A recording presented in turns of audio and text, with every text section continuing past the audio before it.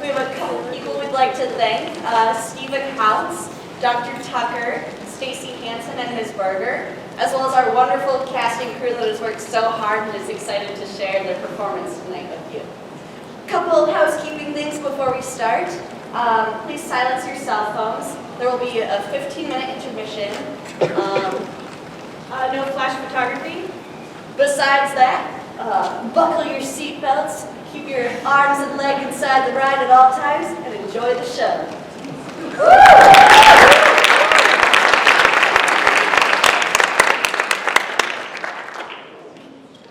Good afternoon, 8th graders. Just note that after this assembly, you will go to your regularly scheduled 4th period class. The first item on the agenda is we've had a lot of dress code violations recently. Sandals, foot sensitive.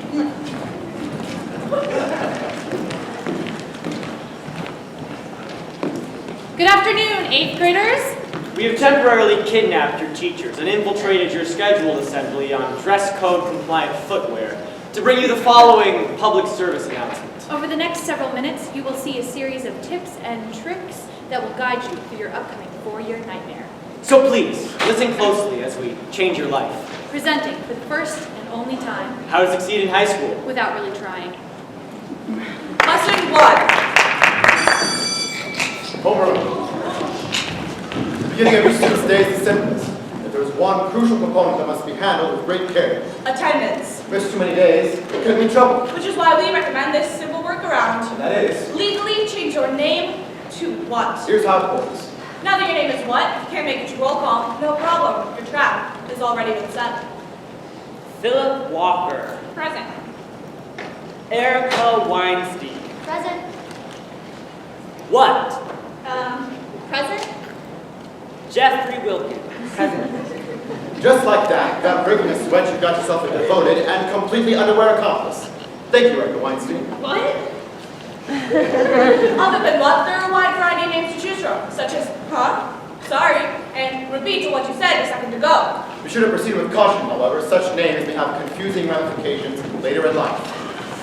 911 emergency response. Hello, I'm sorry. My wife's having a baby. Okay, stay calm, sir. What's your wife's name? That's right. Sorry? Yes? Who's having a baby? My wife. What's your wife's name? Uh-huh. What? Exactly. I'm sorry. You're sorry too. This is confusing. You're saying we're both sorry. I'm saying I'm what? Wait, are you sorry or what? Sir, what is the emergency? Yes, what is the emergency? I'm sorry. No, I'm sorry. Why are you sorry? I've been sorry since high school. Wait a minute, I get it. Your names are what and sorry. That's awesome. I pulled that exact same trick in high school. No kidding, what's your name? Say that again. What's your name? Say that again. What's your name? Say that again. I'm having a baby! Yeah, could you get an ambulance? Sure. Lesson 2. English. There's only one rule in English class, and that is, No matter what you say, say it with 100% confidence. it's the golden rule of English class. You don't even have to understand the literature being discussed, just so long as you speak it with all your heart. Here are some examples of what to say, regardless of the books you're talking about. Whenever any of the following themes are mentioned, Darkness. blackness, Albatross. raise your hand and say, that's a metaphor for death. Also, no matter what book you're reading, if there's a mother in it, mention Freud. And no matter who the protagonist is, claim they're a Christ figure. Other surefire methods include Stroking your chin. nodding. Stroking your chin while nodding. And whenever possible, using the word juxtaposition. For example, It's positively Freudian how the novel's Christ-like protagonist is juxtaposed with the albatross of death. We're also aware that many English teachers require their students to recite literature aloud in class. whether it's Wordsworth or Shakespeare, the golden rule of English class still applies. No matter what you say. Say it with 100% confidence. If you're unprepared or don't understand the material, it makes no difference as long as you speak the words with mysterious intensity. Bonus tip. Add random pauses and punctuation. It will make it seem like you know more than you actually do. Take Robert Frost. 2 roads diverged in a yellow wood, and I could not travel both. And to be one traveler, long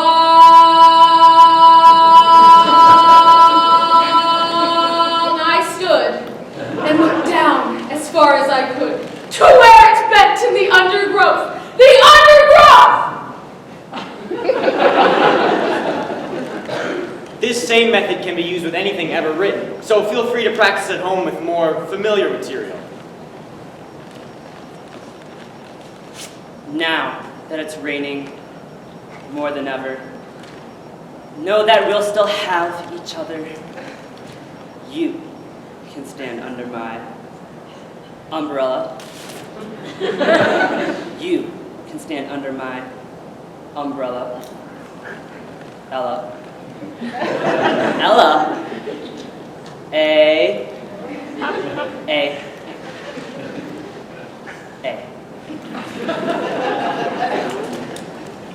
Lesson 3. Math. Math is hard. Way hard. So hard that cutting corners really isn't an option. Which is why we say, can't beat them? Jordan, Here's how. step 1. Identify a math partner. This partner must be, without a doubt, the best at math in your class. You're looking for a very special breed of student, so the selection process is key. Allow us to demonstrate. Say you're a girl, I'm a girl. and you're looking for the smartest male athlete in your class. Subject A. Note the higher than average definition in subject's arm muscles. This likely means that a disproportionate amount of his spare time is spent in the weight room. And as the saying goes, If he's wailing on his he pecs, ain't solving for X. physique tests are failed. Subject B. Determine if the subject's cologne can be detected at a 10-yard range. Cologne check. Ooh, eternity for men. You can therefore infer that subject cares more about what's inside his mirror and not what's inside that parabola. Smell test, fail. Subject C. Socks match scarf. Stab test fail. Subject D. 5 o'clock shadow and barbed wire tattoo clearly indicates subject is well into his 20s. This likely means that subject is taking basic algebra for the 3rd or 4th consecutive year. 5th. H test fail. Subject E. Below average physique. Faint odor of generic body brand soap. Attempt at matching yellow and purple. Suitable age range as shown by the Scooby-Doo lunchbox. Said lunchbox could indicate an even younger age, implying at least one skipped grade. Ladies and gentlemen, Jack. Step 2. Use complex, strategic maneuvering to arrange a social interaction. Want to go out? Yeah. Step 3. Automatically master math through osmosis. By merely spending time with your newfound math partner, math expertise is effortlessly attained as equations and theorems literally seep into your pores. For example, Check out the cosine on this chicken tender. What are you supposed to be? An imaginary number, obviously. Vampire. That guy thinks he's a square root of 4 cool. Square root of 16 school. Mathtastic, high square root of 25. step 4. And this is important. Love each other forever. Unlike in the movies, where the girl uses the math nerd to succeed, only to then dump him for the starting quarterback, this is real life. And in real life, even though algebra here may seem out of touch and socially inept, it's only temporary. And in 10 years, when the cool kids have long since lost their cool, Math Man will be the most driven, most kind, and least awful guy you've ever met. So in 10 years, Would you rather have landed the starting quarterback? or the math. You do the math. Lesson 4. Foreign languages. Because time limitations prevent us from covering all foreign languages, we're required to draw one at random from this box.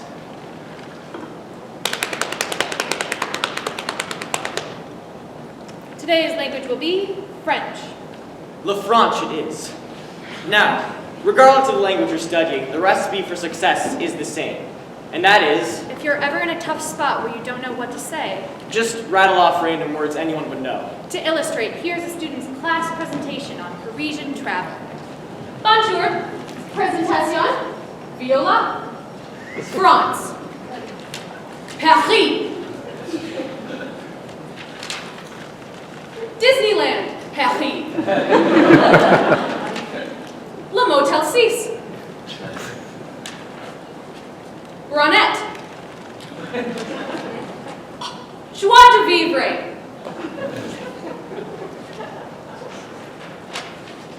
Garrison. Petite Garrison. Soup de jour. Et les modes. Déjà vu. Toupee.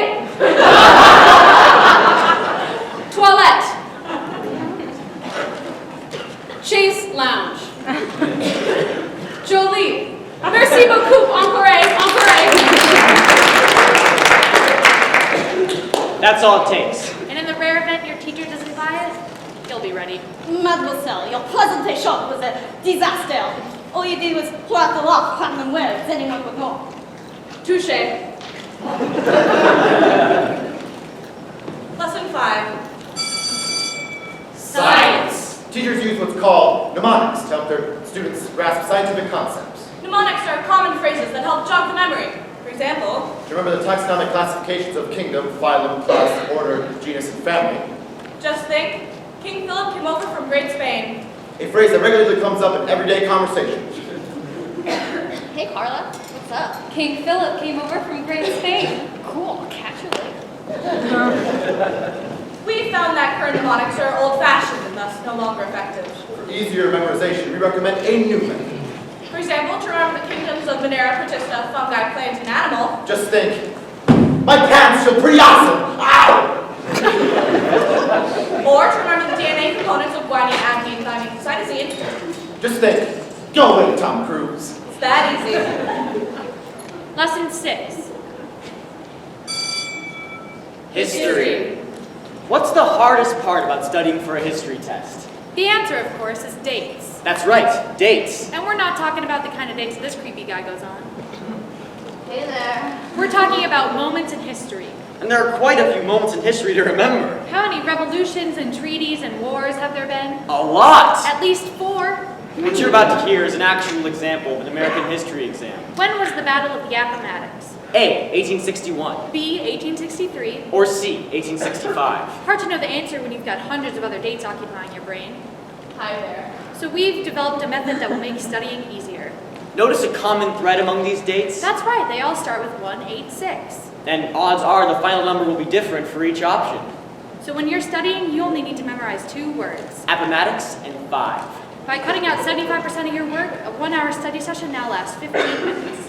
Declaration. 6. Watergate. 3. Moon. 9. It's that simple. 1 digit is all you need. A word of caution, however. This special method may cause confusion elsewhere in life. Congratulations, class of 6. It feels like only yesterday. We were freshmen, back in 2. And the Red Sox are 4 world champions. So tonight I'm gonna party like it's 9. Lesson 7. Gym class. For some people, forced physical exertion is a welcome activity, But not for normal people. which is why we found a way to eliminate all sports from your high school day. And that is, Let your voice be heard. We are sick and tired of the violence, of the barbarism, and of the inhumanity.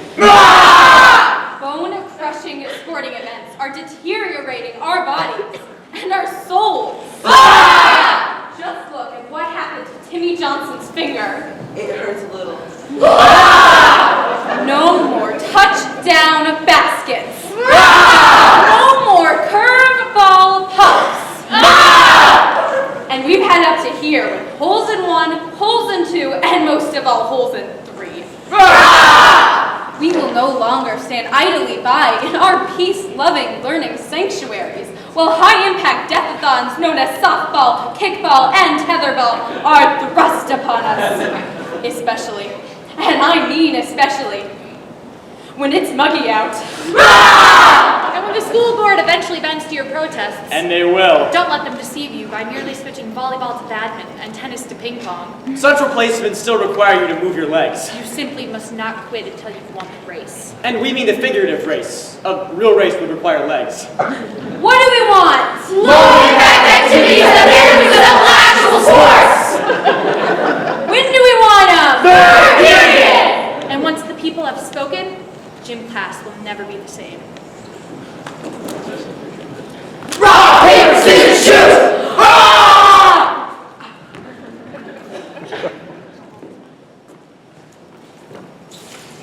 And that concludes our final lesson. We hope you take what you learned today and pass high school with flying colors. And if you fail, we're sorry. No, I'm sorry. Mrs. Ben, How to succeed in high school. without really trying. You're welcome.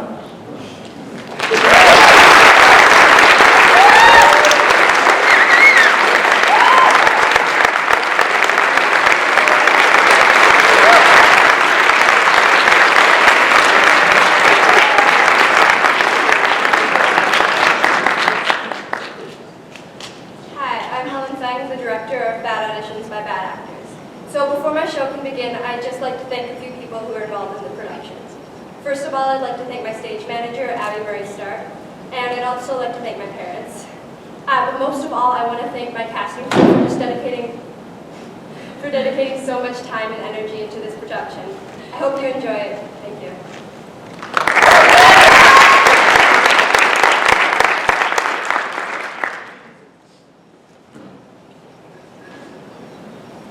Well, don't worry, you're in good hands. No. Believe me, we'll be completely cast by the end of the day. You have nothing to worry about.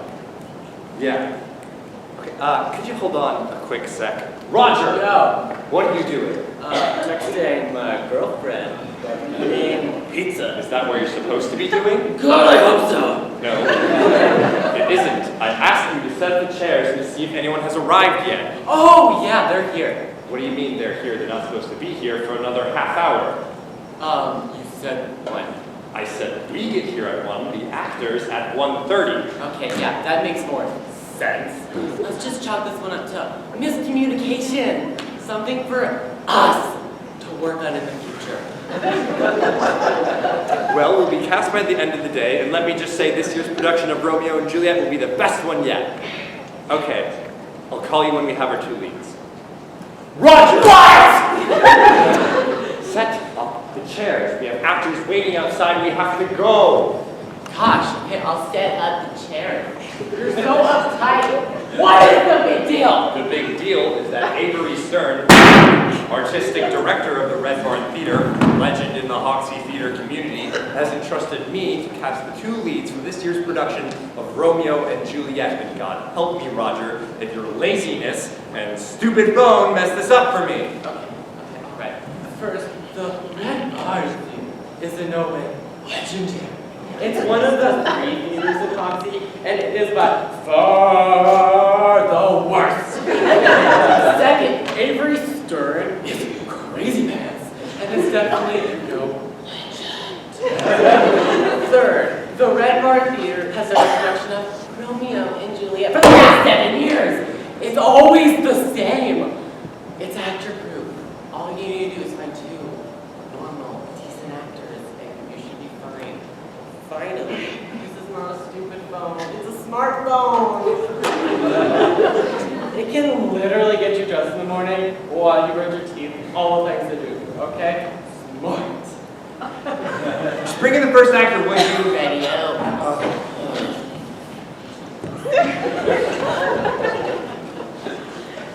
Okay, they're all here, so I just told them to come in one after another.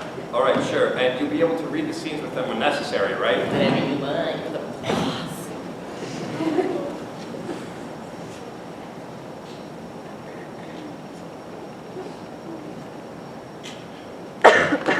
Okay, good pace. Nice and confident. Now go in for the handshake. My name is Melissa McNabb. Thank you for seeing me. A little forced, but I don't think they noticed. I'm sorry, who are you? Oh, me? I'm Melissa's acting coach. I'm just here for moral support. Well, normally I prefer to just see the actor alone. But I guess I'll allow it. Oh, thank you. You won't even know I'm here, I promise. All right, let's just jump right in. Have you prepared a monologue or a scene? A monologue. I memorized it last week. A little brag, but I don't think they noticed. Okay, well, let's just jump right in. Oh, Romeo, Romeo, wherefore art thou, Romeo? Melissa! Wait, you're ready. Stop. No, wait. Let's try that again. It sounded a little rushed. Oh, Romeo, Romeo,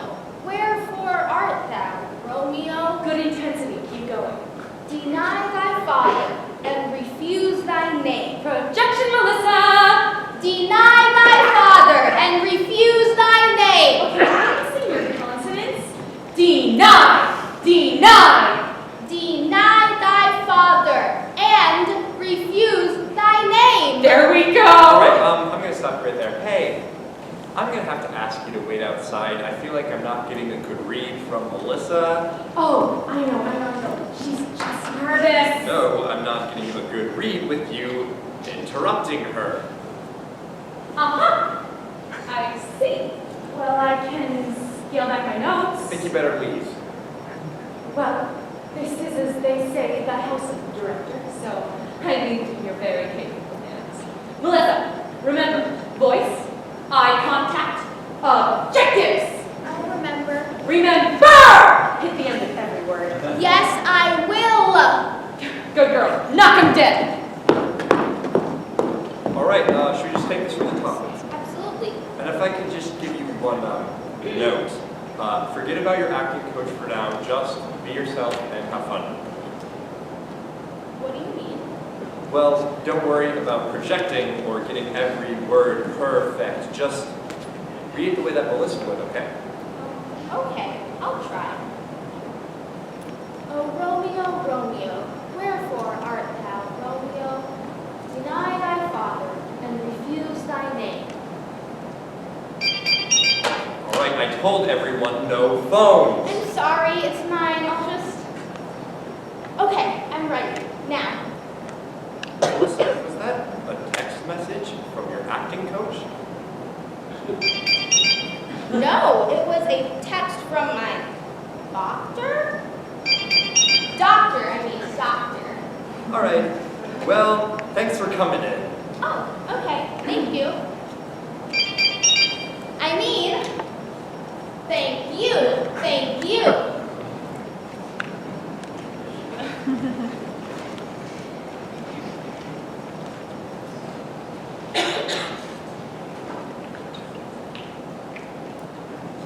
Hi, thanks for stopping by. So, I got this thing to read. The audition scene? The one that says Romeo. I'm going to read that. Great. So you'll be reading with Roger. Oh my God, you're going to be reading the ladies part. That's so stupid. Can you just read the side? Yeah. Good luck, lady. Because right now, I'm like shocked. You don't even know. Start where it says my sweet. Give me a minute.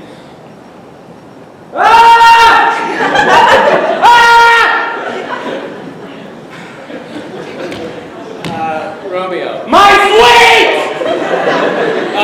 What o'clock tomorrow shall I send to thee? By the hour of 9! By freaking 9 o'clock, okay? I will not fail. 'Tis is... And I shall stay right here, and I shall forget any other home but this! Alright, I'm gonna stop you right there. Excuse me? Yeah, you're playing a scene with a lot of anger. Yeah. Well, I don't think that Romeo is angry in this scene. This is the balcony scene. This is where Romeo and Juliet profess their love for one another. It should be sweet and passionate. Yeah, passion. That's what I'm doing. Like, I love you so much, I just want a bunch of walls! Well, because I know what I'm in love. I just climb the walls, you know. I just get so happy by the time I get there. I'm just like, Love you! Do push-ups! well, thanks for stopping by. And I might suggest you look into therapy. Therapy. Not this guy. Not this guy.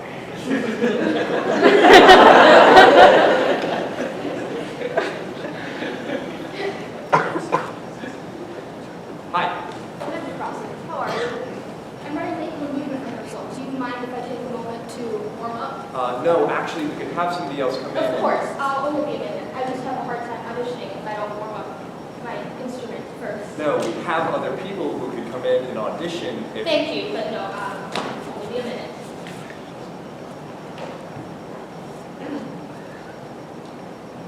Do you think I'll go to the bathroom?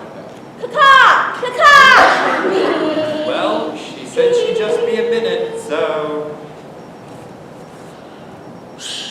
Oh my God, what is she doing? Roger, I think she might be having a seizure. Call the... I'm ready to begin now. Okay, well that... I'm ready to begin. I'm ready to begin now. Ready to begin now.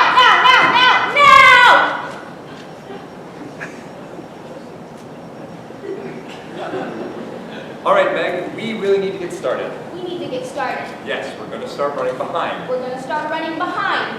What are you doing? What are you doing? I'm not going to do a Meisner exercise. I'm not going to do a Meisner exercise with you. I'm serious. I'm serious. Stop this at once. Stop this at merrily we roll along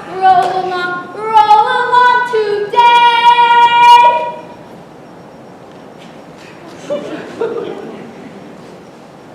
I'm sorry, I just don't get good auditions if I don't censor myself first.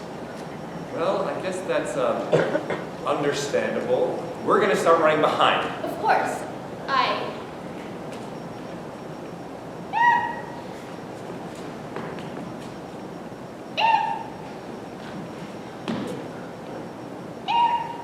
Is this the theater in which the play will be performed?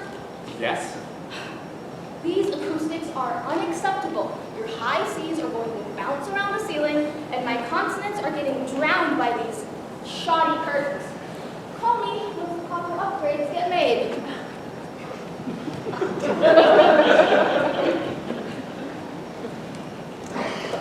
Hi, Rima Kanda.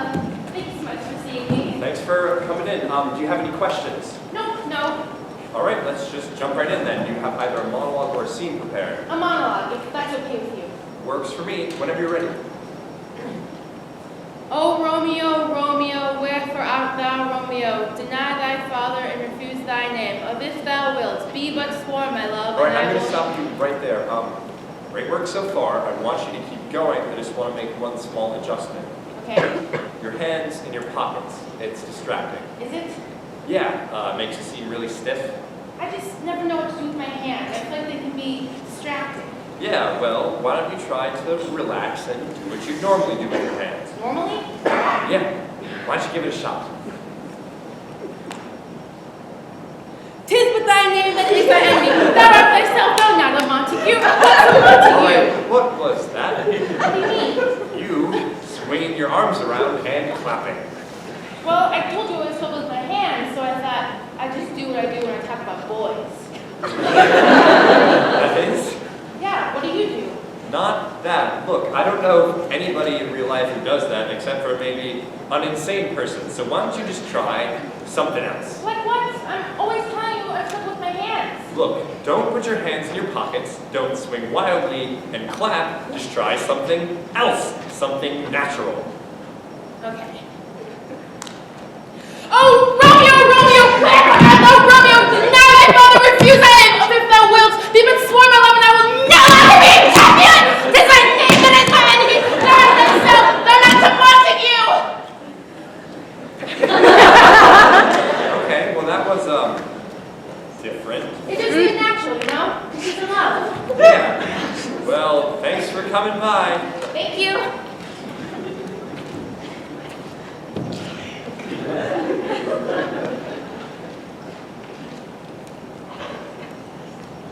Hi, thanks for stopping by.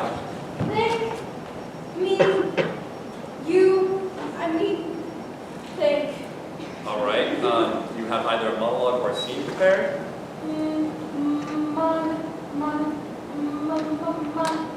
Monotone? What's it? Oh, you mean a monologue. Monologue. Great.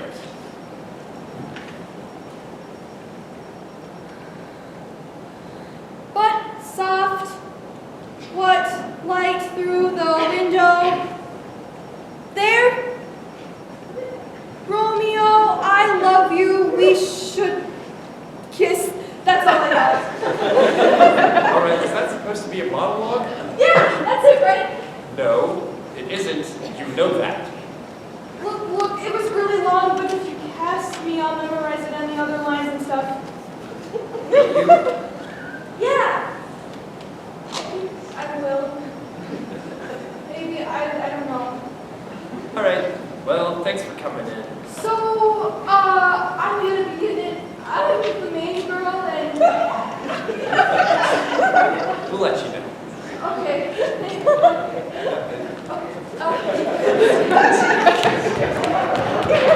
All right, well, this has been awful. It's got to get better than this, right? I don't know. Jesus, Roger, can you just pretend to care?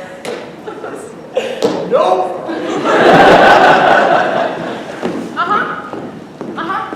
Well,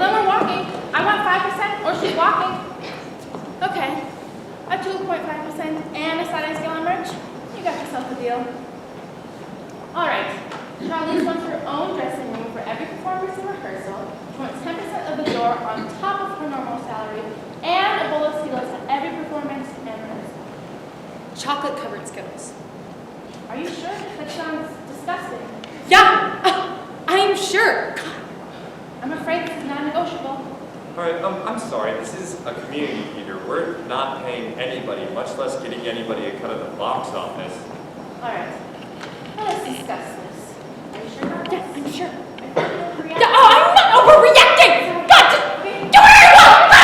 Okay. Well, my client is willing to work for half of her usual salary and only 5% of the box office, but the chocolate-covered Skittles must be in her dressing room at all times.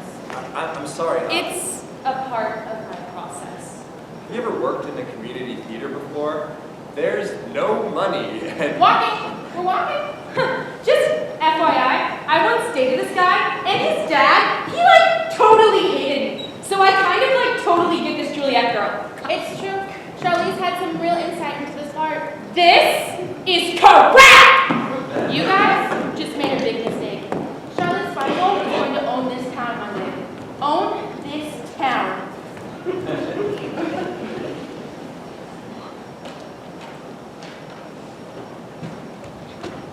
No, what is this? I'm sorry. Why are you wearing a leotard?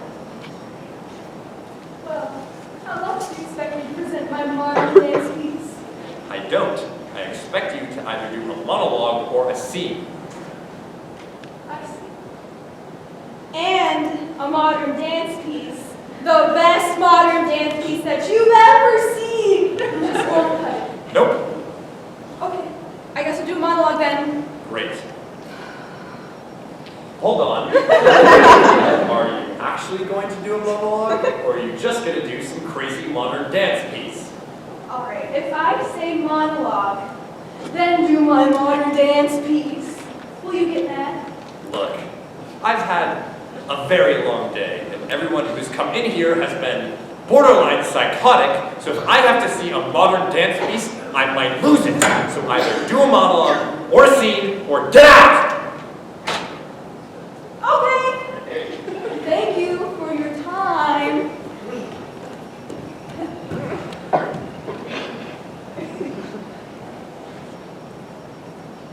Wow, nice costume. Forsooth, for these simple garments which you surmise have no mood or color to them, they neither cheerful nor melancholy as our stuff proclaim. What did he just say? I think what we have here is a method actor who stays in character all the Alas! time. A man of stage I claim not to be. Character one may find in these meek and feeble bones. I don't care. Look, you need to either do a monologue or a scene, or you will not be cast in this play. Do you have either prepared? I must protest once more, for thine speech and manner of dress is quite vexing in my ear to find you most intolerable. Okay, fine. Look. Wouldst thou, kind squire, read us thus scene or long-winded passage, so that thou canst be in this play?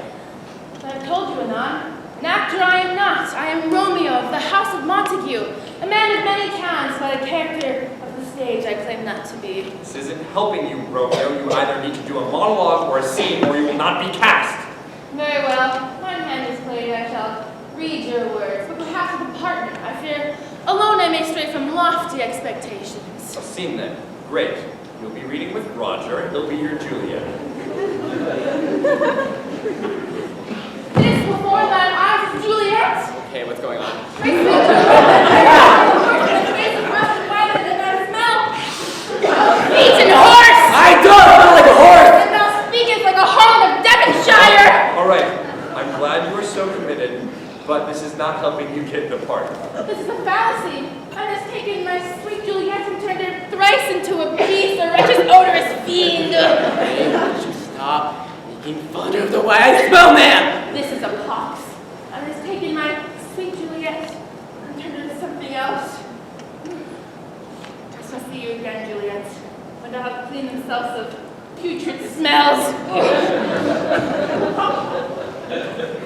I put on deodorant! Fine. I hadn't noticed. Gosh, what a jerk!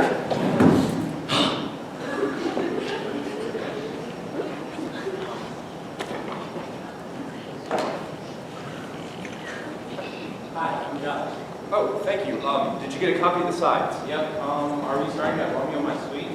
Yeah, whenever you're ready.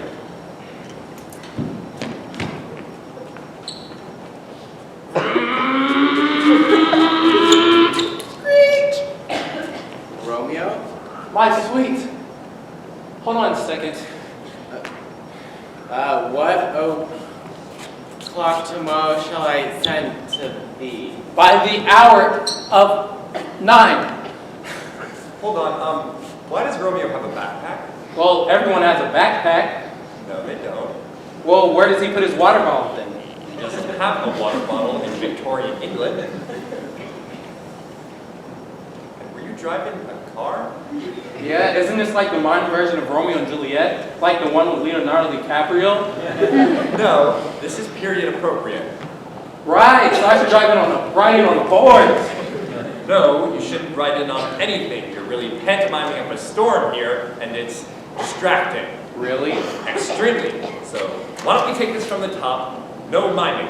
So you mean no horses, no cars, no nunchucks? No. God, no. From the top, no miming. Romeo. My Suite. What o'clock tomorrow shall I send to thee? By the hour of...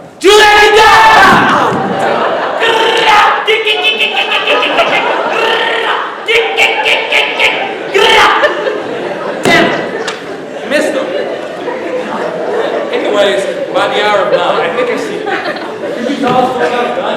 Yeah, got it. It was like in the modern version of Romeo and Juliet. Everyone had a gun, but they got the call. Swords. That might be a great idea for you. Yeah, that sounds great for the late 1500s. Yeah, well, thank you so much.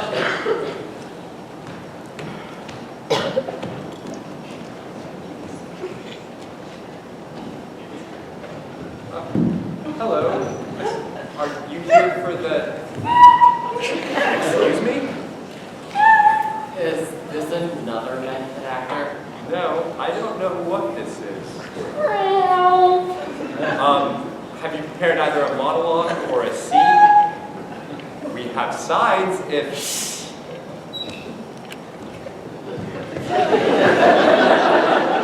What the hell was that?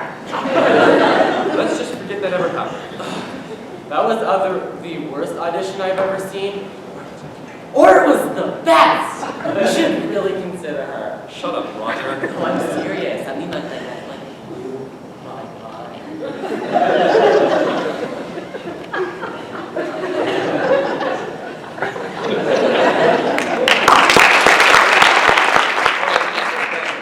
Trying. Should we take a 5-minute break before we see the next group?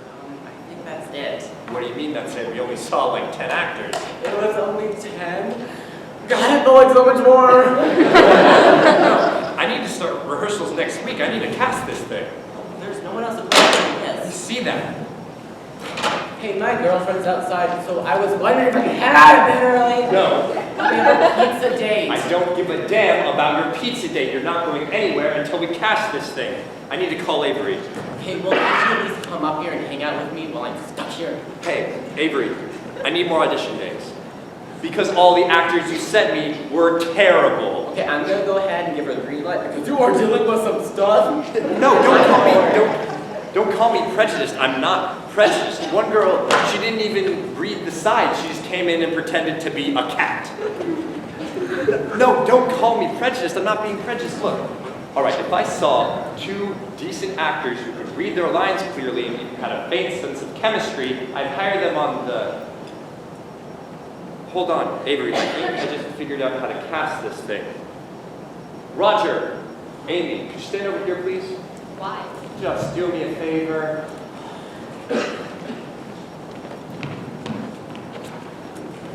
All right, could you two, read the scene? Whoa. I am not an actor.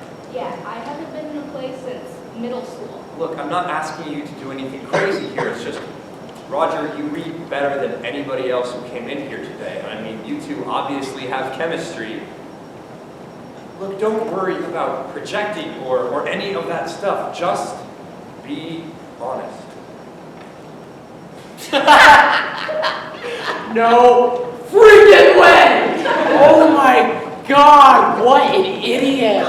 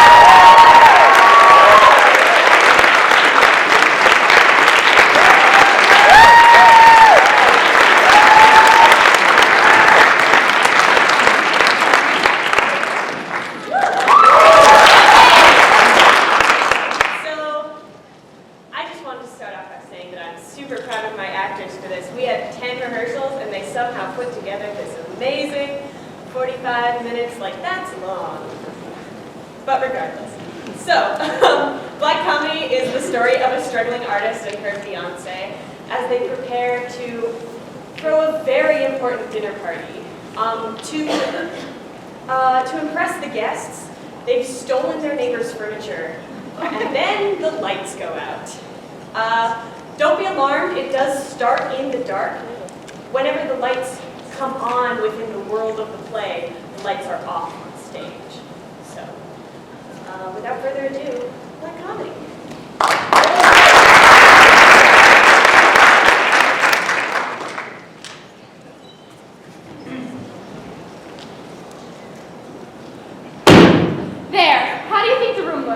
Fabulous, I told you it would. I wish we could always have it this way. That lamp looks divine there. And these chairs are just the right color. I told you brown would look well in here. Suppose Harold comes back. He's not coming back until tomorrow morning. I know, but suppose he does. He's crazy about his antiques. What do you think he'll say if he goes into his room and he finds out we've stolen them? Don't dramatize. We haven't stolen all of his furniture. Just 2 chairs, the sofa, the table, the lamp, the bowl, and the vase of flowers, that's all. And the Buddha, that's more valuable than anything. Oh, do stop worrying, darling. Well, you don't know Harold. He won't even let anyone touch his antiques. Look, we'll put everything back just as soon as Mr. Bamberger leaves. Now stop being dreary. I don't think we should have done it. I mean, anyways, Harold or no. Why not, for heaven's sake? The room looks divine now. Just look at it. Darling, George Bamberger is a multi-millionaire. He's lived his life against this sort of furniture. Our few stolen bits aren't going to impress him. He's coming to see the work of an unknown sculptor. If you ask me, it might be better if he found me as I truly am. A poor artist, it might touch his heart.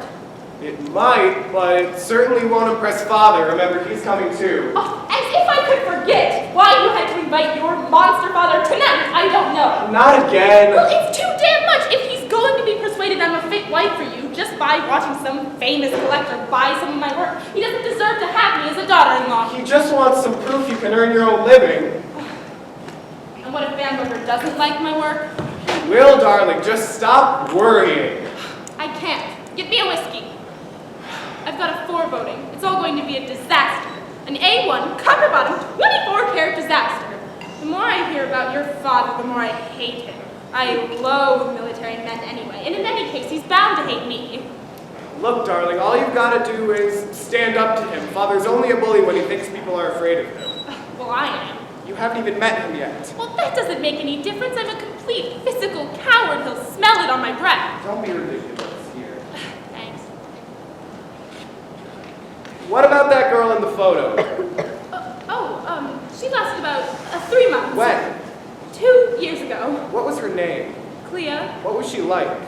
She was a painter, very honest, very clever, and just about as cozy as a steel razor blade. When was the last time you saw her?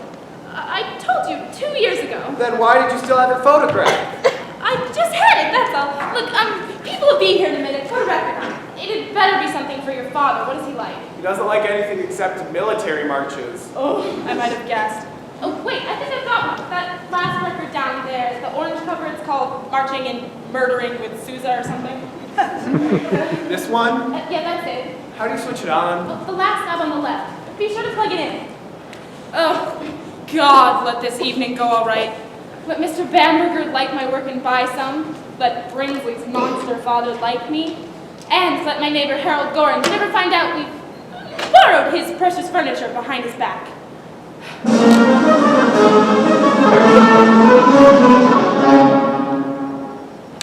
Oh, shoot! We've blown a fuse! Oh, the breaker clear must have caused it. We'll have to get another one. Where's the box? In the hall? Have you any candles? No, I don't think so. Well, where are the matches? They should be on the drinks table.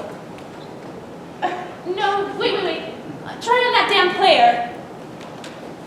Nothing here. Oh, damn! Oh, would you believe it? Hold on, I'm coming.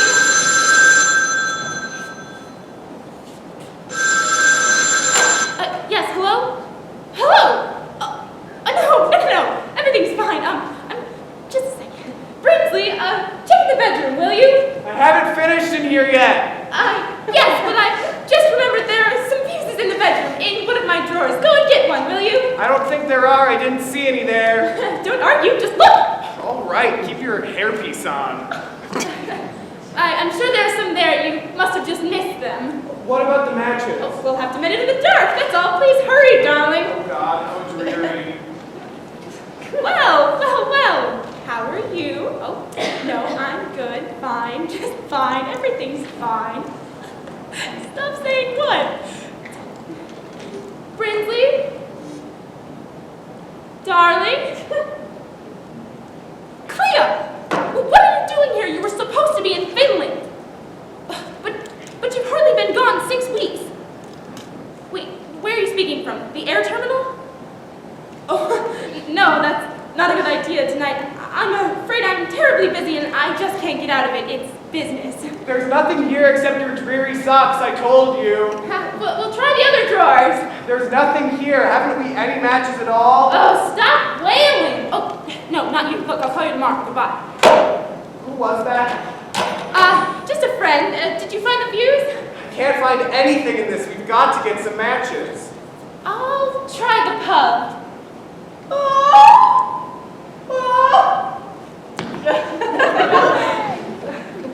Help! Oh, please, someone help me! Miss Furnival, is that you? Miss Malkit? Yes. Miss Malkit? Yes. Oh, thank God you're there. I'm so frightened. Why? Have your lights gone too? Yes. It could be a blackout. No, I don't think so. The street lights are on in the front. I saw them from the landing. Oh, then it must be the master fuse box. It controls the whole house. Well, where's that? In the hall, or no, in the basement. It's all sealed up. No one can touch it but the electricians. Well, you have to get them quick. Well, how? Phone them, of course. Don't be so futile. Darling, this is Miss Furnival. From upstairs, Miss Furnival, Mr. Miller. How do you do? How do you do? Isn't this frightful?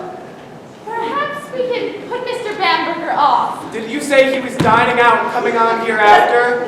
Yes? So he can't be reached. Oh, hell.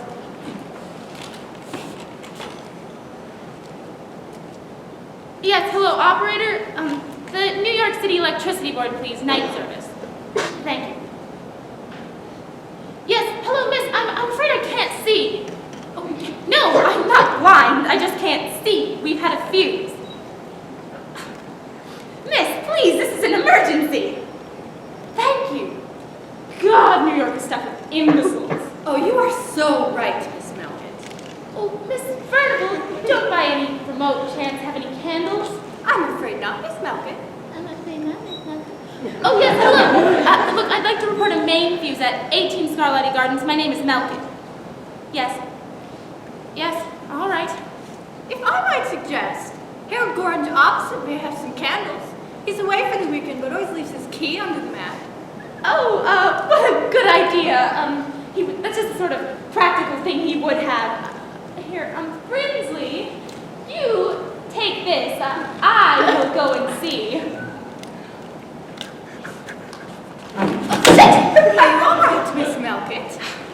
I knew it. This is going to be the worst night of my life. This would have to happen tonight. It's just Carol's luck. Is it something special tonight then, Mr. Miller? Have you heard of a German named George Bamberger? Indeed, yes. Isn't he the richest man in the world? Yes, well, he's coming here tonight. Tonight? In about 20 minutes, to be exact. And to make matters worse, he's apparently stone deaf. Oh, how extraordinary. May I ask what he's talking about? He saw some photos of Carol's work and apparently got madly excited about it. He's a great collector. Carol would be absolutely made if Bamberger bought a piece of hers. Oh, how exciting! It's her big break. Or was till a moment ago. Oh, my dear, you must get some help. Hello? Hello?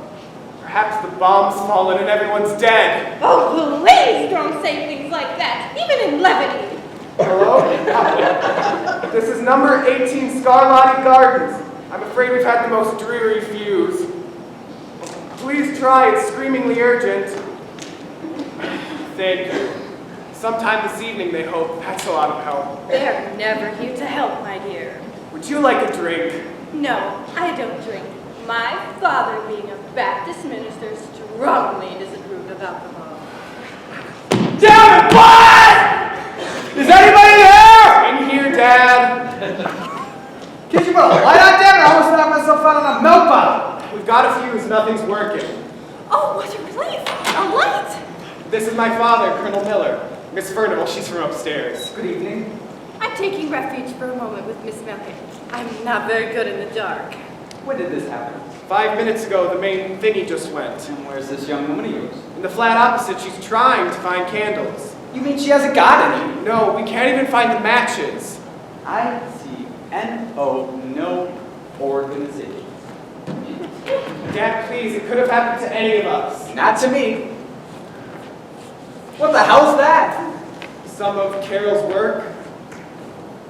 How much does it cost? I think she's asking $100 for it. My God. Do you like the apartment? Yes, I can see she's got good proper taste. Very elegant. Ah, now that's what I understand to be a true work of art. You can see what it's meant to be. Oh my goodness! What is it? Nothing. It's just that Buddha. It so closely resembles the one Harold Gorringe has. It must have cost a pretty penny.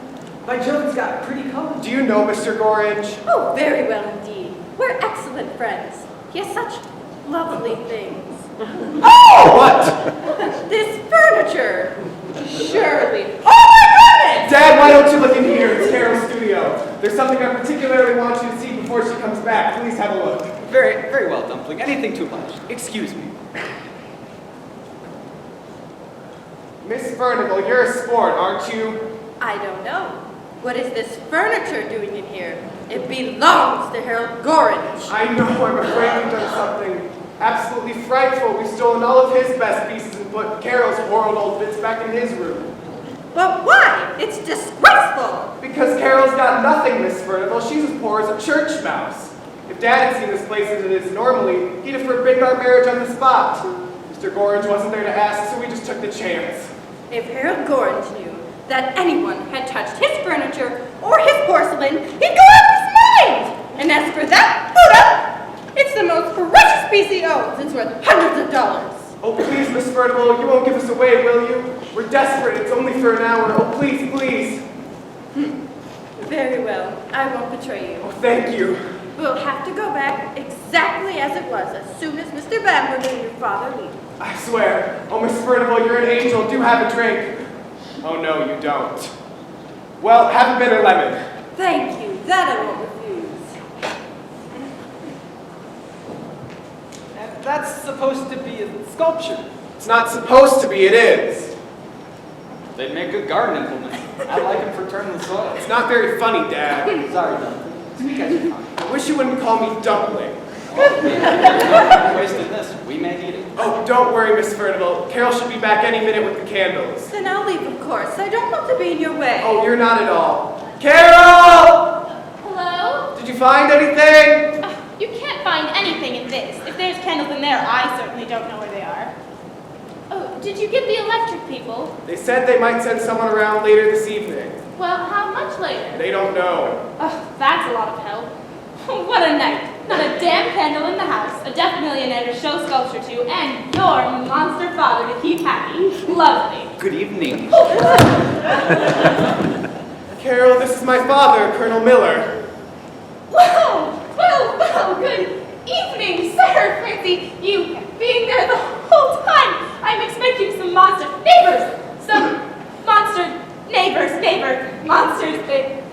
They rang up and they said they might have a look around. Oh, well. You seem to be in a spot of trouble. Oh, not really. Just a fuse, nothing really. We have them all the time. I mean, it won't be the first fuse I survive, and I dare say it won't be the last. In the meantime, you've got no matches, right? Right. No candles, right? Right. No BE. BE? Basic efficiency. Oh, well, I wouldn't say that exactly. By that, I mean the simple state of being at attention in life. At attention. Sorry. Rather than at ease. Well, I'm certainly not at ease. Well, what are you going to do about it? Do? Don't echo me, ma'am. I don't like it. Oh, you don't? I'm sorry. Now look here. This is an emergency. Anyone can see that. No one can see anything. That's the emergency. Spare me your humor, ma'am. But let's look at the situation objectively, right? Right. Good. Problem. Darkness. Solution. Light. Oh, very good, sir. Weapons, matches, candles, flashlights, anything else? Oh, no. Very good. Matches, candles, flashlights. And where might you find any of those at this time of night? I haven't the faintest idea. The pub, of course. You've got a pub close by, haven't you? Oh, of course, the pub. I spend all of my time there. Well, some of my time. A little of my time. 10 minutes of the day at most. Won't be close if you hurry. Oh, thank you, sir. Your clarity of mind has saved the day. Hurry it up, ma'am. Yes, sir. Yes, sir. Back in a minute. Good luck, darling. Oh, thank you, my sweet. Stop that at once! Hello? Anyone there? Harold? Carol? It's Harold. He's back. Oh, no. What's going on in here? Nothing, Harold. Carol, Oh, don't go in there. Come in here. We've had a fuse. It's dark. It's all over the house. have you phoned the electric people? Yes. Come in here. It's rather cozy in the dark, isn't it? Yes. So you're back from your weekend then? Oh, I certainly am, dear. I couldn't take it anymore. I ran the whole damn time from down to my panties. Have a drink and tell us all about it. Us? Who's here then? Hi, Mr. Gordon. Fern! Taking refuge, I'm afraid. Last thing is beginning to go. There we go. Who are you? Oh, may I present my neighbor, Harold Gorns? This is Colonel Miller. How do you do? How do you do? And this is Prinsley Miller, Harold Gorns. Hello. Let me take your cake, Harold. Oh, yes, dear. Do be careful. It's sopping wet. You've got no candles, I suppose. Would you believe it, Colonel, but I haven't. Silly me.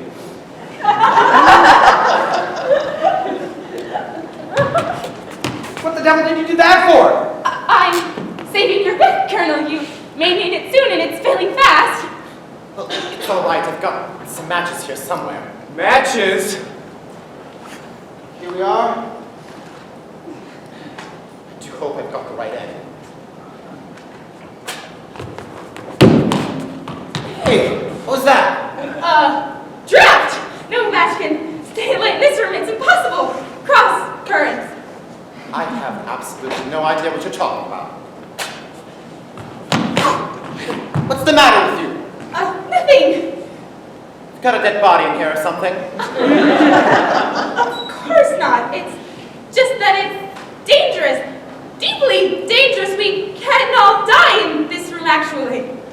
Die? Yes, the gas line is tied to the main fuse and it could blow at any second. Carol's absolutely right. In fact, they warned me about it when I was on the phone with them earlier this evening. They said, whatever you do, don't strike a match until the fuse is mended. It's dreadfully, dreadfully dangerous. You can't imagine how dreadfully. There, you see? Then why didn't you warn me earlier? I forgot? Brilliant. Oh my goodness! We must take care! Yes, we certainly must. Let's all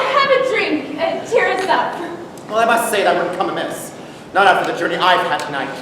I swear to God there were 35 people in that apartment, if you can call it that. Babies everywhere, toddlers everywhere, 2 nuns, 3 yapping poodles, and not a sausage to eat from Newport to New York. It was a damn disgrace! Forgive me. Just must go clean up first. Oh, you can't do that here. Well, I must unpack anyway.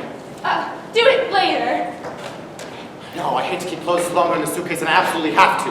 There's one thing I can't stand is the creased suit. Listen, Harold, we can't have you wandering about in the dark. You'll knock yourself unconscious. Darling, pour Harold a drink, for God's sake. Well, you're in a bossy mood. The darkness must bring out the dominant in you. What will you have, Mr. Gorge? Winnie, Vera, or Jeanette? I can see you're Camp 1. If it's all the same to you, I'll have a drop of Jeanette with the lime juice, please. Young woman, do I have to keep reminding you that we are in an emergency? You've got a guest arriving at any second. Oh, God, I'd forgotten. Try the pub, try the neighbors, try who you damn well, but get some light. Yes, Brinsley, may I speak with you for a moment? I'm here. What now? Excuse us just a minute, Colonel. Oh, Mr. Gorge, you'll never guess who's coming here tonight. Who? Yes. The Queen. Oh, you are ridiculous. What are we going to do? I don't know. Is that girl touched or what? Touched? Well, she's an absolute sweet. I've known her since she came here. There's not many secrets we keep from each other, I can tell you. Really? I'll have to put all of Harold's furniture back in his room right now. In the dark? There's no other way. I can't get the lights until we do. Well, come on, Fernie, don't be a tease. Tell me who's coming here, then. I'll give you a clue. It's someone with money. Money? Let me think. Carol! Look, can't you just tell him it was a joke? You don't know him. He can't bear anyone to touch his treasures. It's bad enough in his china shop. The things he keeps in his home are absolutely sacred. Do you want him to call me a thief in front of your father? Because that is exactly what he'll do. Carol! What the devil are you two doing up there? Oh, it's no use, Colonel. You can't hear a thing up in that bedroom. I'm not exaggerating. He can get absolutely murderous when he is upset. Well, what on earth are we going to do? You can't put all of his furniture back in the dark without anyone knowing. It's impossible. Carol! Listen now. You hold the fort, serve them drinks, and keep things going, and leave everything else to me. I can get it all back. Every piece. It's impossible. Carol! Yes, sir! Coming, sir. I'm just getting some empty bottles to take back to the pub. Say what you like, but that girl is touched. Trust me, darling. Just trust me. You do your part, I'll do mine. Get down here, Malkin! Coming, sir! I'm off now, Colonel. Help is definitely on the way. Hurry it up, ma'am. Yes, Brinsley will serve you drinks. If our guest arrives, just explain the situation to him. Well, let me come help you. No, good heavens, stay and dry out those wet clothes. Bye! Well, now, drinks. And how are you going to do all that in the dark? I remember the exact way I put out the bottles. Well, look, love, let me strike a match. It can't be that dangerous, not for a minute. Oh, no. Do you want to blow us all up, Mr. Gorge? All Mr. Bamberger would find would be teensy-weensy bits of us. Wait, Bamberger? George Bamberger, is that who's coming? Yes, to see Miss Malkin's work. Isn't it exciting? Of course. Money. I never. You know, I read an article about him in the Sunday paper. He's known as the mystery millionaire. He's almost completely deaf. Hardly ever goes out. But that's the life. If I had that kind of money, that's what I would do. Collect all the china and porcelain I wanted. I've never met a millionaire, but I've always wondered if they felt different to us. I mean, their actual skins. Their skins? Yes! I've always imagined that they must be softer than ours, like the skins of ladies when I was a girl. What an interesting idea. Oh, yeah, she's very fanciful, Miss Fernie. Real imagination. I always said she could have been a writer. Oh, thank you, Mr. Gorge. You're so generous with your compliments. But this is by no means fancy. In my days, softness of skin was quite the sign of refinement. Nowadays, of course, it's hard enough for us middle classes to stay decently clothed, let alone soft. You never spoke a truer word, Fernie. It's all going to the dogs. That is the tragedy of our times, Mr. Gordon. Such a charming word, too. Refinement. I'm going to tell you the truth, my dear. You and I are never going to hear that term spoken properly again in our lifetimes. Because no one gives a damn anymore. If you don't give a damn, you haven't gotten a clue, and you just got to get used to it. You know, my father used to say, before the bombs came and burned our dear little house down in Pennsylvania, the game's up, my girl. Us middle classes are as dead as the dodo. Your father was a professional man. He was a man of God, Colonel. How are those drinks coming, Dumpling? There'll be 1 minute. Let me help. You can take this bitter lemon to Miss Furnival if you like. Very well. Here you are, Dad. Bitter lemon for Miss Furnival. Very well. So your father was a minister then? He was a saint, Colonel. I'm only thankful that he never lived to see the rudeness and vulgarity of life today. You are so right, Fernie. Rudeness and vulgarity, that's it to a T. The manners of some people today are beyond belief, honestly. I tell you what happened in my china shop last Friday. No, Mr. Gordon, I don't think you did.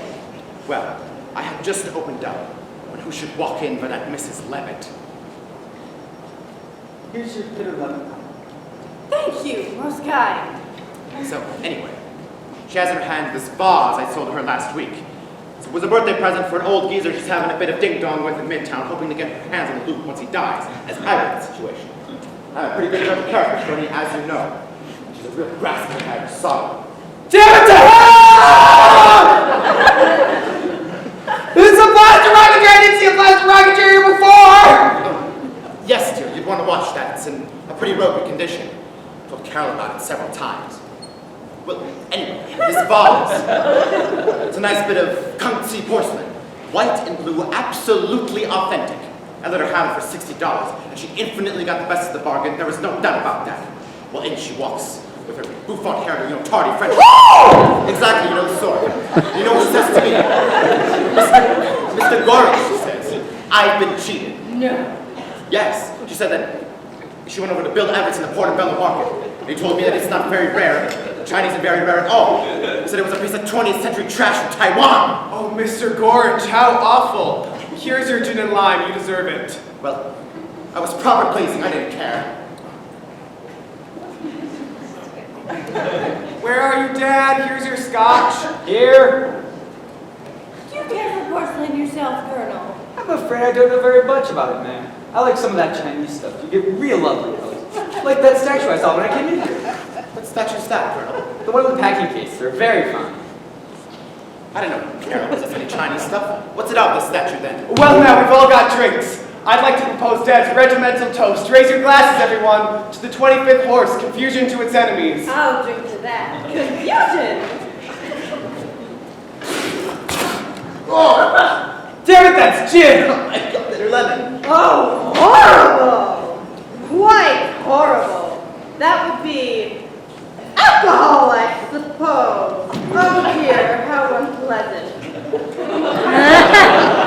Here, love, exchange with me. Colonel, I get the gin. Here, it's got for me. Here, Fernie. Thank you. Let's try this again. Bottoms up. Quite. Now look at you, I can't stand another minute of this. Dad! If I plus up, I'll plus up. There was a Buddha sitting here when I came in here. Where is it now? What Buddha? I didn't know Carol had a Buddha. I don't! I wouldn't have a Buddha in the house of a Confucian! What the devil are you doing down there?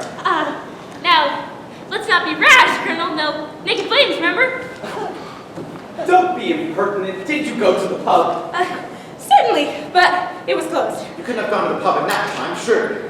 Of course I did. But it's 5 streets away, Miss Melkett. Needs must when the devil drives, Miss Furnival. Now look here. There's something very peculiar going on in this room. I may not know art, Malkin, but I know women. I know a light in the light and one in the dark. Dad! And now look here. I've been extremely patient with you, but it's PE now. Patience exhausted. If you think I'm going to let my son be some born life, you are very much mistaken. Mary. Please say Mary. Well, that's the general idea. You and, this young man, Carol? Are what's left engaged. Subject, of course, to Dad's approval. We were keeping it a secret. Oh, you sly, secretive cat. You keep things to yourself, don't you? I was going to tell you, Harold, you were the one person. No. It's all right. It's all right. I've only been your neighbor for 3 years. Hoped to be more than a geographic closeness to it, but I was obviously mistaken. Don't start getting huffy, Harold. Come now, Mr. Gorange. We haven't told anyone. At the moment, there's nothing to tell. And I'm not sure if there's going to be. Oh, now look, sir, we seem to have gotten off on the wrong foot. It's my fault. I apologize. My father used to say, to err is human, to forgive divine. I thought that was someone else. Oh, so many people copied him. Well, can I help you, Miss Furnival? Oh, no, thank you. I'm just getting myself another bitter lemon. Help yourself. Well, ma'am, wherever you are, Oh, here, Colonel. I'll overlook your damn peculiar behavior this once, but understand this, Milton. My son is very dear to me. You show me you can look after him, and I'll consider the whole thing favorably. Can't say fairer than that, can I? No, sir. Most fair, sir. Most fair. Look, Harold, I'm sorry if I hurt your feelings. Can't we all be friends? I don't think I can contemplate a friendly relationship with a fighter. Come now, Mr. Gorange. Have another Jeanette in line. Don't mind if I do. Let me mix it for you. You know, they say there's nothing like a nice drink in the dark with a handsome man. You haven't seen me yet. Well, I just know it. Carol always had impeccable tastes. I often said to her she had the same taste in porcelain as I had in, or she had the same taste in love as I had in porcelain, rather. Oh, Harold. Oh, don't be silly, Carol. Why be so modest? There's nothing to be ashamed of. If anything, it's rather flattering. I found a photograph of one of her bits from 2 years ago, and I must say, she was pretty stunning in a blousy sort of way. I suppose he means Cleo. Did you know her, Mr. Gorange? Oh, yes, she's been around here a long time. Has she? Yes. Or am I speaking out of turn? Not at all. I've told Brinsley all about Clea. Though I must say, Harold, I'm surprised you called 3 months a long time. What was she like? I suppose you can hardly remember her, Harold. Well, why on earth shouldn't I? Well, since it was 2 years ago, you've probably forgotten. 2 years? 2 years ago! Well, now that you've mentioned it, she's not one you can easily forget. Was she pretty? Oh, no.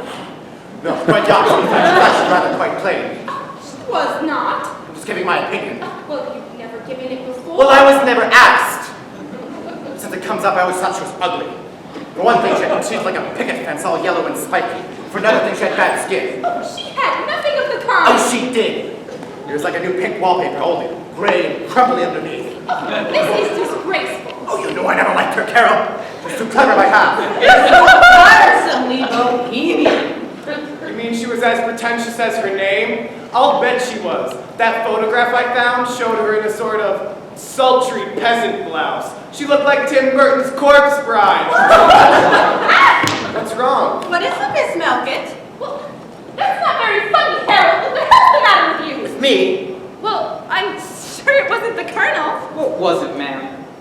Clea? Clea! What? I was just remembering her, sir. You all are talking the most awful nonsense. She was beautiful. And anyway, Harold, you just said I'm most famous for my taste in lovers. Yes, but it had its lapses.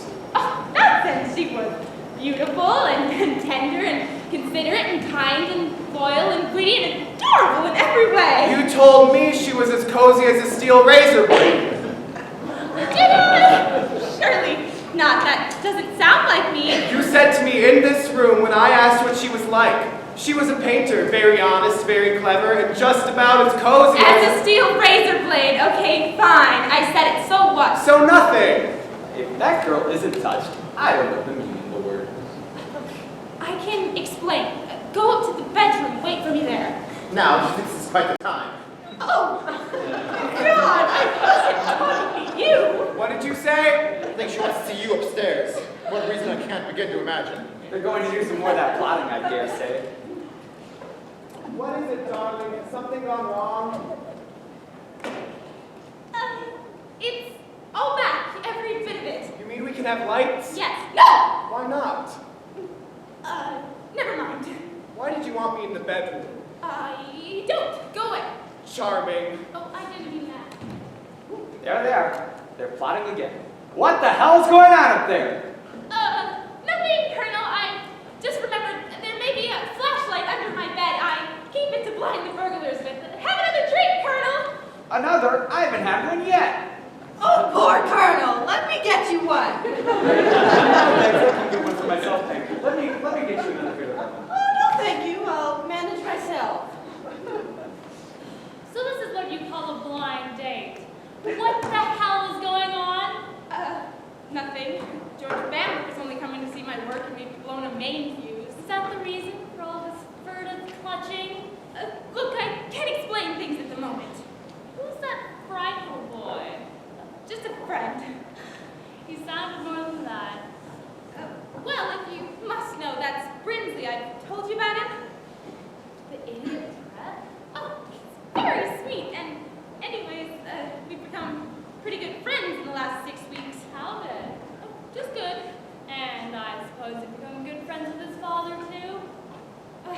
Well, if it's any of your business, they've just stopped in to meet Mr. Bamberger. What was it you wanted to tell me on the phone tonight? Nothing. You're lying. But Clea, if you ever loved me, just slip away quietly with no more questions, and I'll come by later and explain everything, I promise. I don't believe you. Oh, please, darling. Please. Please, please. At last, a decent glass of scotch. Are you getting a bit of lemon, Miss Vertical? Oh, yes. Thank you, Colonel. I'm beginning to wonder if this Bamberger fellow is ever going to show up. He's already half an hour late. Don't worry about it, Colonel. Millionaires are always late. It's their thing. Oh, I'm sure you're right, Mr. Gorge. That's how I always imagine them. Hands like silk and always 2 hours late. I missed you badly, Carol. I had to see you. I thought about nothing else these past few weeks. Oh, Carver, I've made the most awful mistake of walking out. Clea, please. I mean, we've known each other for 4 years. We can't just throw each other out like old newspapers. I don't see why not. You know my politics, you've heard my gossip, and you've certainly been through all of my entertainment section. Well, what about a second edition? Look, we simply cannot talk about this right now. Can't you trust me for just an hour? Carol! Oh, all right. You can explain later. Not tonight, Clea. Either that or I come down and discover your sordid secret. There is no sordid secret. Then you won't mind my coming down. Carol! God, all right, fine, stay. Only keep quiet, blackmailing brat. Yes, my sweet? What are you doing up there? You've been in eternity. I was just looking in the bathroom. You never know what you might find in that clever little cabinet. Are you trying to madden me, ma'am? Are you trying to put me in a fury, ma'am? Certainly not, sir. I warn you, Mocha, it's not easy. My furies are not unknown. I may sing. I may knock your teeth in. What did you say? Carol, how dare you talk to my dad like that? Oh, I wasn't talking to your dad like that. Well, who were you talking to? Oh, no one. Myself. I was talking to myself. I was saying, if you keep groping about up here like this, you may knock your teeth in. Mad? Mad. It's the only explanation. You've got yourself engaged to a lunatic. There's something going on up there, and I'm coming up to find out what it is. Do you hear me, Carol? Rick, no. I'm not such a fool as you take me for. I know when you're hiding something. Your voice goes all deceitful. Darling, please. I'm coming up, Carol. I'm coming up. I'm coming down, Brinsley. I'm coming down. Hello, please. Miss Milkit. Miss Milkit. I've come as was arranged. God, it's Bamberger. Bamberger? Yes, Bamberger. You must have thought I was never coming. Oh, no. I'm delighted you could spare the time. I know how busy you are. I'm afraid we've had the most idiotic disaster. We've blown a fuse. You're gonna have to speak up, dear. You're stone deaf. We've had a fuse! Not the best conditions for not to worry. Here. Oh, what a relief! Oh, do you always travel with a flashlight? Mostly, yes, it helps to see detail. You are holding a private view? Oh, no, these are just some friends. May I present Colonel Miller? A great honor, sir! Oh, mine. Mr. Brinsley Miller. I say hello, so glad you got here. It's terribly kind of you to take such an interest. No, not at all. And this is Harold Gordon, a neighbor of mine. Pleasure to meet you! Very honored, I'm sure. That's it. I must say it's a real thrill meeting you. And this is Miss Burnable, another neighbor. Enchanted. I'm afraid you're taking refuge from the storm, as it were. Woo! They are softer. Much softer. Softer, please. Miss Burnable, please. Excuse me, but why are you all shouting at me? I'm not deaf. I read he was. My father was. I'm terribly sorry, sir. A misunderstanding. Okay. Hold on. I love your outfit. Where'd you get that smart little cap? My cap? Yes, it's so chic, wildly original. But surely you've seen them before? Is this some kind of club? I bet it's very exclusive. Yes, absolutely impossible to get into. My father used to say, it's always easier to get a rich man through the eye of a needle than a camel into heaven. Oh, Christ! What is it? The sofa! I've forgotten about the sofa! We have to get that damn flashlight away from him. Excuse me, but I am pressed for time. Of course! Ah, Sukansi. Is this one of yours? Yes. It's amazing. Absolutely fantastic. Oh, you really think so? Oh, yes. I can see at once what it represents. You do? But no question. The two needles of man's unrest. Self-love and self-hate coming together to form point. I'm right, aren't I? Absolutely. It's easy to see you're an expert. Right. May I suggest an experiment? I would love for you to feel it in the dark. Sit down. Yes, I actually made this piece to be felt, not seen. I call it my theory of factual tactility. If it doesn't stab you to the quick, it's not art. Darling, why don't you relieve our distinguished guest of his flashlight and he can try this for himself? Oh, yes, of course.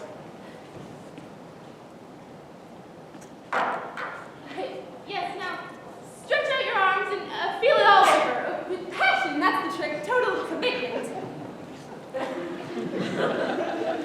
Ah, yellow key.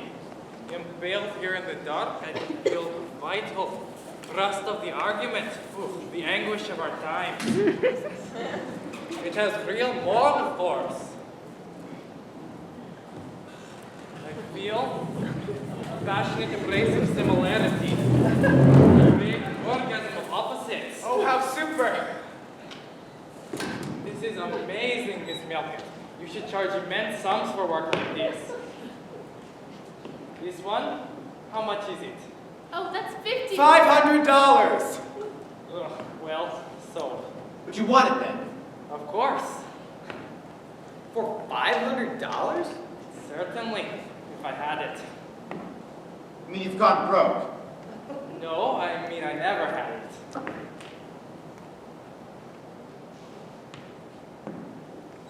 Now look, man, I know millionaires are meant to be eccentric. Dad, shh.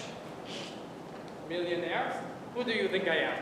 Damn it, man, you must know who you are. Mr. Bamberger, is this some kind of joke you like to play? Excuse me, that is not my name. Is it? No, my name is Schuppenzer. Franz Emanuel Schuppenzer. Born in Stalingrad, 1905. Student of philosophy, 1934. Refugee to this country, 1939.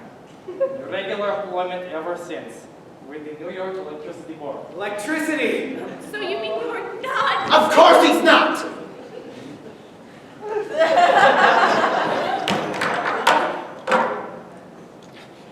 How dare you? Please? You come in here and you lecture us about orgasms, but you're just here to mend a fuse. I agree, sir, it's monstrous. These? Why don't you just go into the basement? All right, where is it? Oh, come on, I'll show him. Get that way. Get out of here, come on. All right, so I leave the light of art for the dark of science. All right. I got something to say. It's better than and wait. All right, guys. None of this evening is happening. Oh, cheer up, darling. In a few minutes, everything will be all right. Mr. Bamberger will arrive in the light. He'll adore your work and he'll give you $20,000 for your whole collection. Oh, sure. And then we can buy a super little house and live what's laughingly known as happily ever after. I just want to leave this place as soon as we're married. Shh. What? I don't want to live in a slum for our first couple of years like other newlyweds. What's the matter with you? The gods, listen, darling, they've given me a terrible night so far. They made you worse. Don't tell me there's somebody else in here. Good Lord. Who's there? Come on, I know you're there. I bet you it's Mrs. Punnett. Who? Mrs. Punnett, my cleaning woman, she comes here every Friday. But what would she be doing here now? I just remembered. I told her yesterday that I would be having a party, and she said that she might stop by and tidy up the place. But damn it, it's 10 o'clock. She can't be that conscientious, not from what you told me. Oh, but she is. You haven't met her. You can't imagine how devoted she is. One night she showed up at midnight and said she couldn't sleep for thinking how dirty the place might be. When did she come? I bet she just slipped in and upstairs without our noticing. She can actually be very discreet. She wears special swan's-down slippers to keep the noise to a minimum. Well, let's just see if it's her then, shall we? Oh, no, sir. She hates being disturbed. Miss Punnett? Is that you? Miss Punnett? Hello? Yes? Oh, it is. Good heavens, Mrs. Punnett, what are you doing here? I'm just giving your bedroom a bit of a tidy, ma'am. At this time of night? I'm afraid I was a bit late. But better than never, as they say. I know how you like your room to be nice and inviting when you're giving one of your parties. When did you come, madam? Just a few minutes ago, sir. I didn't like to disturb you, so I came on up here. But I can't seem to find the lights. It's as dark as Newgate's knocker.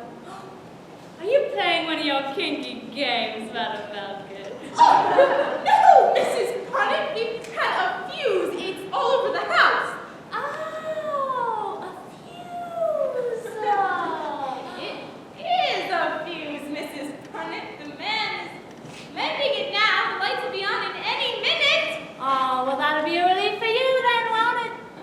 Yes. Why don't you just go on home now? There's nothing you can do here tonight. Oh, are you sure of that, ma'am? Well, not with this fuse. It's impossible, isn't it? Oh, no, ma'am. I could clean this place with my eyes shut, and I'd like to. Really. I'd hate your guests to see as it usually is. Bras and panties in the sink, contraceptives on the floor, and marijuana seeds simply Please watch what you say, madam. You don't know it, but you're in the presence of Miss Malkin's fiancé. Fiancé? Yes, and I'm his father. I never. Fiancé. Oh, I'm so happy for you, ma'am. Oh, and you never told me. I was keeping it a surprise. Well, I never. Oh, may I kiss you, ma'am? Yes, yes, of course.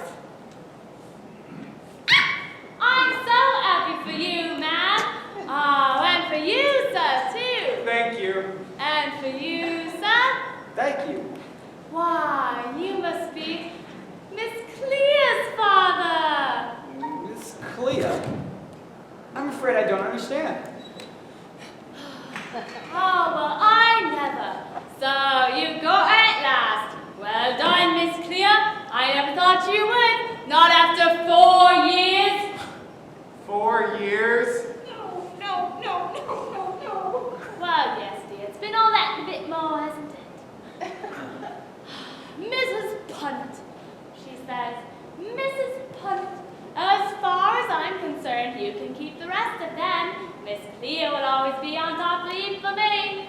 Ah, well, I says, what about that prep bit, Brinsley, the one you're always telling me about? She says, here's just a bit of a Knightsbridge candy floss, couple of flicks and you've had 'em. Did you say 4 years, ma'am? Yes, Colonel, 4 years in this room. I know that voice. It's Clea. Clea! Clea? I don't understand anything that's happening in this room! God's sake. At last! One real word of protest. Have you finished lying then? Have you eaten the last crumb of humble pie? Oh, you coward. You bloody coward! Just because you didn't want to marry me, did you have to settle for this lot? Mary? Mary? 4 years to end in this triviality. Mr. Laughingly known as and his daddy poo. Someone stop her, for God's sake. Now would you suggest I do that? Well, where's all that damn resource you keep talking about? Now, look here. Everything's all right. There, take my hand. Take my hand. There we go. Deep breath. Everything's under control, all right? Are you sure that is your son's hand you were holding, Colonel? Wait, Princeton, this isn't your hand? No. You must have lived with your son for well over 20 years, Colonel. What remarkable use you've made of your eyes.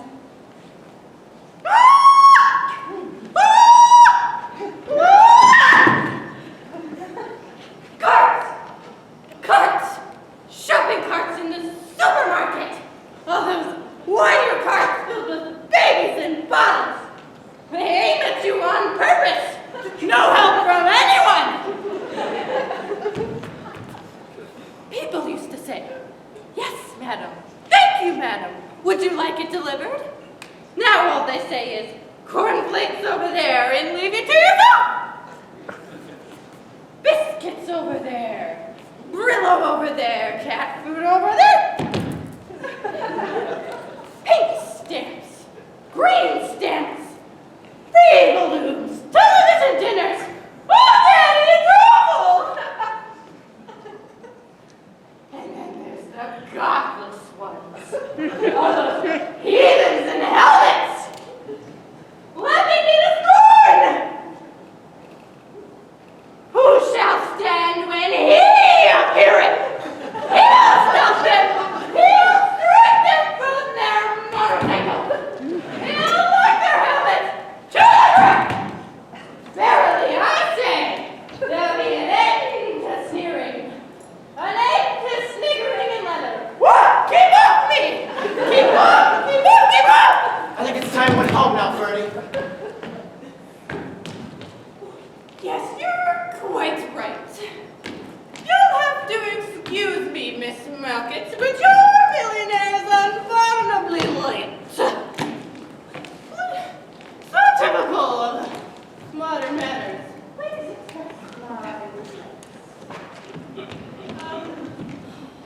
Certainly.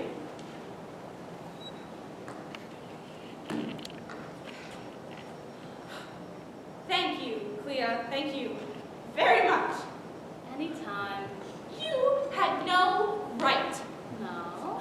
You walked out on me. Is that what I did? You said you never wanted to see me again. You were never there. How could I have walked out on you? You should live in the dark, Carol. It's your natural element. Whatever that means. It means that you don't really want to be seen. Why is that, Carol? Do you think if someone really saw you, they would never love you? Oh, go away. I want to know. Yes, you always want to know. Pick away. Why is that, Clea? Have you ever thought about why you need to do that? Well, Perhaps it's because I care about you. perhaps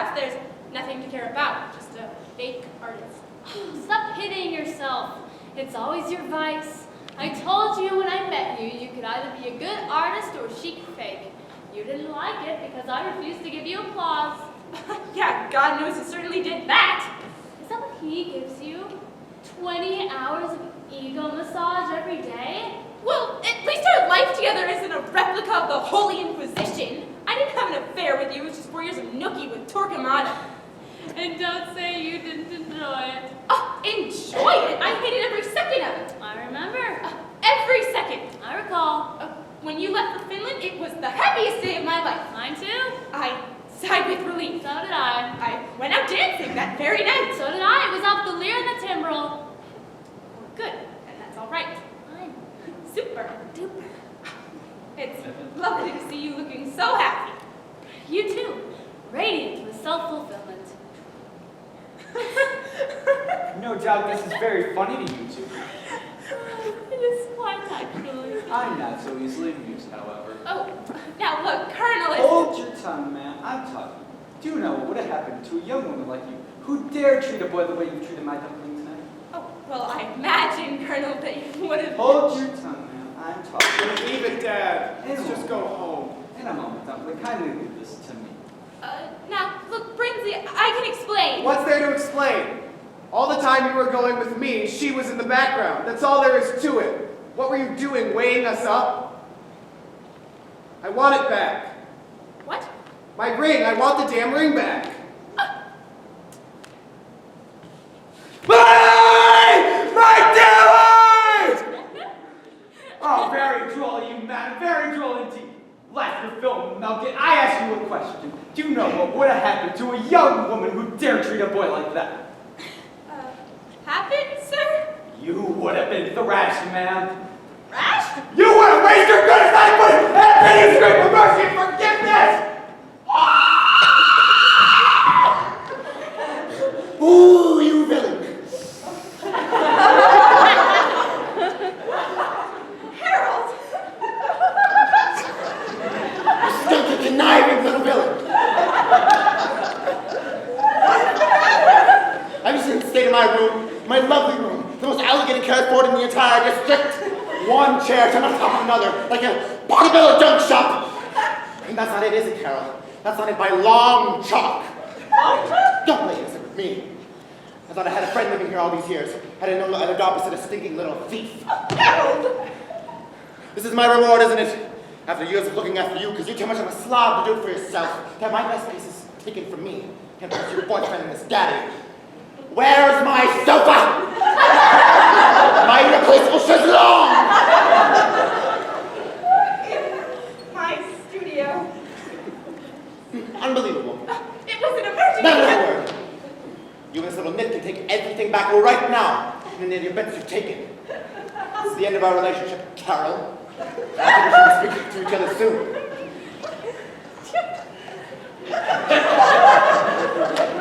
As a matter of fact, I think I'm gonna have to smash you, Carol.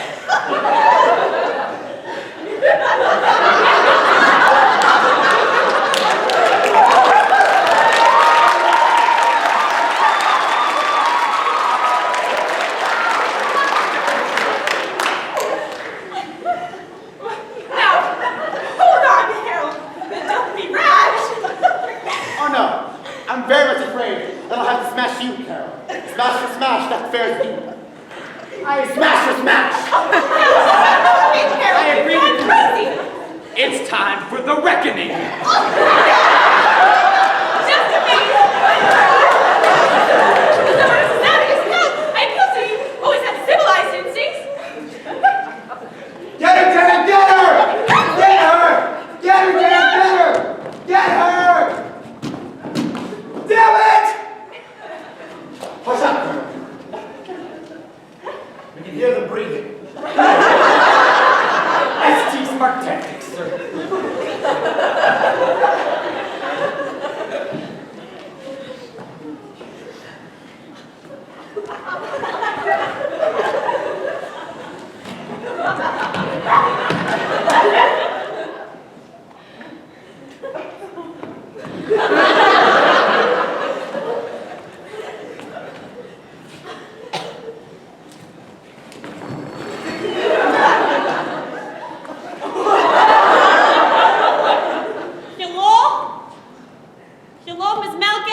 Hold on a minute. It's the electrician.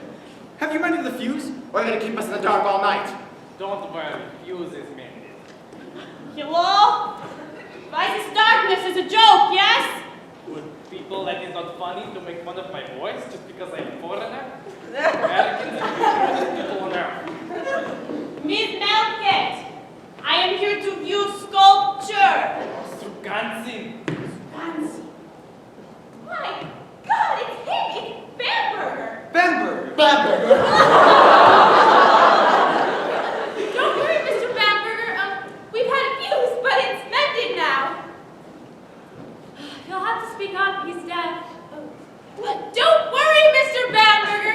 We've had a fuse, but it's all right now. Oh, Clea, that's true.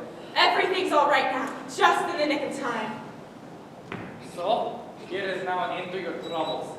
Like Jehovah and Sacred Testament, you use this miraculous gift of the creation. Light. Light. Oh, thank God. Thank God. I would take him too soon yet if I were you, Carol. Nor would I if I were. Nor would I, Care Bear, if I were you. So then thank me, for I shall play God for this second. At the end, all of you. God said, let there be light. And there was, good people. Suddenly, astoundingly, instantaneously, inconceivably, inexhaustibly, inextinguishably, and eternally, light!